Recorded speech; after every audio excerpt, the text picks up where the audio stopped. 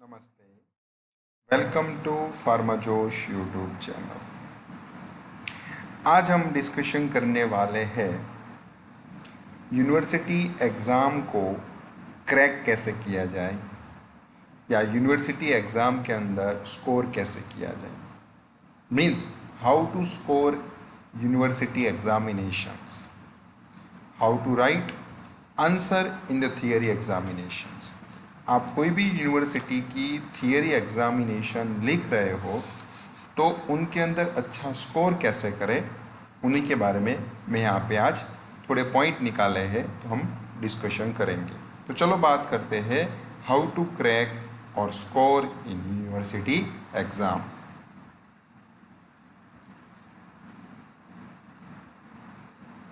सबसे पहली बात करें तो कौन कौन से पॉइंट के ऊपर आप स्टूडेंट को फोकस करना है। First, read the question paper properly. जब भी आपको क्वेश्चन पेपर दिया जाए डायरेक्टली लिखना स्टार्ट मत करो, पहले एक बार क्वेश्चन पेपर को पूरा पढ़ो। First you right those questions which you know properly. वो एक पॉइंट को, क्वेश्चन पेपर को अच्छे से पढ़ने के बाद आपको जो क्वेश्चंस आंसर अच्छे से पता है वही क्वेश्चन सबसे पहले स्टार्ट करो। New question start from new page. नया क्वेश्चन नए पेज से स्टार्ट करो। Question number is indicated by the large front size. Question number को बड़े फ्रंट साइज के अंदर उसको इंडिकेट करो। नेवर मिक्सिंग क्वेश्चन नंबर को मिक्स मत कीजिए। And answer must return in the point wise manner. हो सके तो आंसर को पॉइंट वाइज आप लिखना शुरू कर दीजिए। Draw NEET label diagram. If possible answer contain diagram. mechanism or procedure should write in chart form.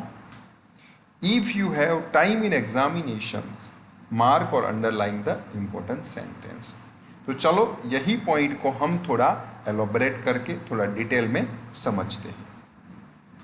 सबसे पहला पॉइंट है first read the question paper. ये मैंने एक मेरा पुराना पेपर एक लिया हुआ है, तो ये पेपर सपोज कि आपको मिला तो एक क्वेश्चन पेपर को पूरा अच्छे से पढ़ो। पूरा पढ़ने के बाद आप डिसाइड करो कि इसमें से कौन से क्वेश्चन जो है वो आपको सबसे अच्छे पता है। सपोज के कभी हो सकता है कि क्वेश्चन नंबर 4 के अंदर A B and C question है, वो तीनों क्वेश्चन आपको अच्छे से पता है। बाकी क्वेश्चन नंबर 1 है, उसमें ए और बी आपको पता है, सी अच्छे से नहीं पता, तो सबसे पहले मेरी एडवाइस रहेगी आपको क्वेश्चन नंबर 4 ही लिखना चाहिए। तो जो क्वेश्चंस आपको सभी पता हो और अच्छे से पता हो वही क्वेश्चन सबसे पहला लिखना स्टार्ट कीजिए। New question start from new pages. मैंने बहुत सारे क्वेश्चन पेपर्स मतलब आंसर शीट देखी है। बहुत सारे स्टूडेंट क्या करते हैं कि जो क्वेश्चन मैंने अभी आपको दिखाया ए बी सी है, क्वेश्चन 1 ए बी सी लिखा तो सी सपोज के ऊपर थोड़ा ही लिखा हुआ आया यहाँ तक समझो, और वो नीचे से ही कंटिन्यू कर देते हैं। मगर ऐसा कभी भी मत करो। नया क्वेश्चन नए पेज से ही स्टार्ट करो। क्वेश्चन पेपर के अंदर जो क्वेश्चन है ए बी सी, सपोज के वो सब नंबरिंग है ए बी सी, तो सब नंबरिंग को बड़े अक्षरों में लिखो। सपोज के क्वेश्चन 1A क्वेश्चन 1B वो बीच में लिखो, तो एग्जामिनर जो है वो आपका पेपर को इवेल्युएट कर रहा है, वो अच्छे से देख पाए। बहुत सारे स्टूडेंट क्या करते हैं कि क्वेश्चन नंबर जो है वो indicate in large front side, जो मैंने अभी बताया कि सपोज कि आप क्वेश्चन 2 का ए लिख रहे हो तो लिखो क्वेश्चन 2A, थोड़ा बड़े अक्षरों में लिखो ना, वहाँ पे आपका कौन सा पेज जाने वाला है। क्वेश्चन 2B तो बड़े अक्षरों में लिखो, भले नीचे से ही बीच में से स्टार्ट कर रहे हो मगर तो भी बड़े अक्षरों से लिखो।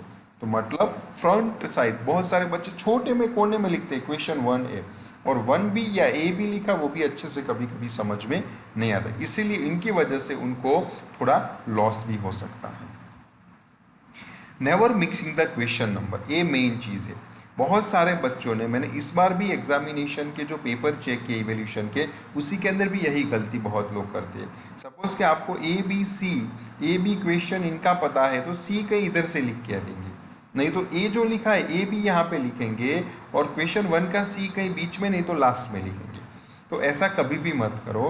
आप क्वेश्चन जो लिख रहे हो, आंसर लिख रहे हो, वो पैटर्न के अंदर लिखो। क्वेश्चन 1A, क्वेश्चन 1B और क्वेश्चन 1C।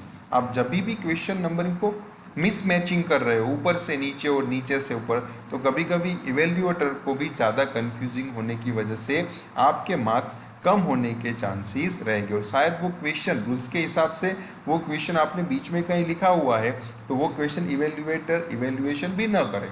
तो ये खास ध्यान रखना, इक्वेशन नंबरिंग प्रॉपर वे में आप लिखो। Answer must be right in point wise manner.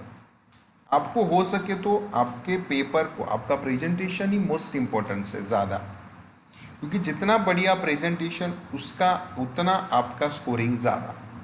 आपने अच्छी इंफॉर्मेशन लिखी है, मगर अच्छी इंफॉर्मेशन के साथ अच्छा प्रेजेंटेशन भी बहुत ही ज़रूरी है। तो अच्छा प्रेजेंटेशन के लिए आप पॉइंट वाइज मैनर में लिखो। Writing must be neat and clean तो होनी ही चाहिए, मगर पॉइंट वाइज लिखेंगे तो एग्जामिनर जो है इवेल्युएट कर रहा है आपका पेपर, उनको देखने में अच्छा लगेगा और वो अच्छे से इवेल्युएट कर पाएंगे। इवेल्युएट अच्छे से करेंगे मतलब आपका स्कोर जो है वो अच्छा रहेगा। तो मैं हर एक स्टूडेंट को एडवाइस करूँगा, पॉइंट वाइज आंसर लिखना ही स्टार्ट कर दो और उसी मैनर में लिखो। Draw NEET label diagram. जब भी आपको कोई डायग्राम पूछा जाए, स्पेशली HAP के जो पेपर्स रहते हैं, शूटिंग्स के बहुत सारे पेपर्स के अंदर भी देखा जाए, तो डायग्राम जो है वो नीट एंड क्लीन होना चाहिए। मतलब कि एक डायग्राम लगाया आपने, डायग्राम पेन से ड्रॉ किया, अंदर से बीच में एक दो आपने गलती की, मतलब आपने उसको इरेज करने का ट्राई किया, ऐसा नहीं। Diagram must be draw with pencil से ही ड्रॉ करो। जब भी नीट लेबल डायग्राम पूछा जाए, स्पेशल क्वेश्चन, उसी के अंदर मिनिमम 8 से 10 और 12 जो नेम है उनके पर्टिकुलर पार्ट्स के, तो यू मस्ट बी इंडिकेट करो। तो नीट एंड लेबल, सपोज कि आप कोई केमिस्ट्री का पेपर ले, उसके अंदर जो भी आप रिएक्शन लिख रहे हो वो भी one form of we can say this diagram is there, वो भी अच्छे से नीट, वो पेंसिल से ड्रॉ करने की ज़रूरत नहीं है, मगर वहाँ पे वो नीट एंड क्लीन लिखो। कभी कभी क्या करते हैं कि सब ऑर्थो पोजीशन के ऊपर हमने कुछ और लिख दिया, बाद में उसको इरेज किया, ऐसा नहीं। ऐसा जो जस्ट जो अब ज़्यादा इरेज करने वाली चीज़ें जो वो ऐसा हो तो थोड़ा रेक्टिफाई करके लिखो, बाकी अच्छे से लिखो, नीट एंड लेबल होगा तो आपका स्कोरिंग के ऊपर बहुत बढ़िया इफेक्ट पड़ेगा। कोई भी शूटिंग्स के अंदर हम कोई भी प्रोसीजर लिख रहे हैं, HAP के अंदर, कोलॉजी के अंदर मैकेनिज्म लिख रहे हैं, कोई भी प्रोसीजर लिखो, हो सके तो should be right in chart form के अंदर लिखो। ए हुआ, बाद में ए हुआ, बाद में आप कोई पैथोफिजियोलॉजी लिख रहे हो, शूटिंग्स की कोई प्रोसीजर लिख रहे हो, कुछ भी लिखो पॉइंट वाइज मैनर के साथ। आप चार्ट फॉर्म में कोई प्रोसीजर, नहीं तो मैकेनिज्म को इंडिकेट करो।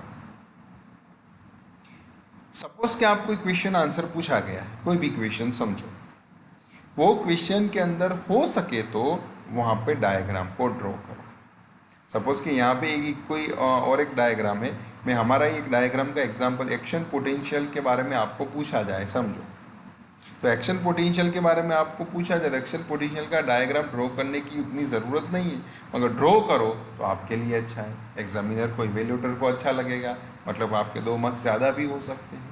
तो मतलब कि हो सके तो डायग्राम के साथ आंसर को लिखने का ट्राई करो। सपोज कि आपने पेपर अच्छे से लिख दिया, पेपर लिखने के बाद आपने, बचता है टाइम आपके पास, पेपर को आपने कंप्लीटली टाइप कर दिया, टोटल नंबर ऑफ सप्लीमेंट्री लिख दी, अच्छे से हो गया सब कुछ, स्टिकर जो भी चिपकाना है वो अच्छे से चिपका दिया, तो भी टाइम बचता है, तो आप क्वेश्चन को एक बार देख लीजिए, आगे वाले पूरे पैटर्न में आपने लिखा है। कभी कभी क्या होता है, एडिशनल सप्लीमेंट्री जो है वो आगे पीछे हो जाती है, तो हो सके तो 10 से 15 मिनट का जो वार्निंग बैच जो बचता है वो आपको इनके लिए टाइम दिया जाता है। बहुत सारे बच्चे लास्ट मिनट तक वो टाई अप नहीं करते और कभी गलती से सप्लीमेंट्री आगे पीछे हो जाती है, और उनके बाद आपके पास टाइम बचता है तो आपको जो भी लिखा है वो इम्पोर्टेंट पॉइंट्स के नीचे अंडरलाइन कीजिए, यहाँ पे जो किया हुआ है ऐसे, और ऐसे करने की वजह से एग्जामिनर के ऊपर, आपका इवेल्यूटर के ऊपर आपका पॉजिटिव इम्पैक्ट पड़ेगा एंड आपका स्कोर के ऊपर थोड़ा ज़्यादा मार्क्स या ज़्यादा स्कोरिंग होने के पूरे चांसेस रहेंगे। तो ये था छोटा सा introduction about the how to score और crack the university examination. Thank you very much. Last में मैं सफलता उन्हीं को मिलती है जो उनके लिए लायक होते हैं। Thank you.